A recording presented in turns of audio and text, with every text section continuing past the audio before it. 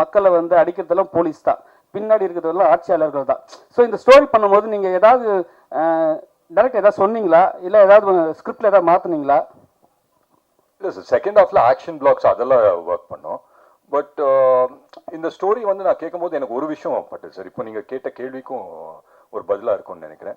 இந்த உலகம் வந்துட்டு ஒரு உலகம் தான் சார், நம்ம எல்லாருமே வாழ்றது.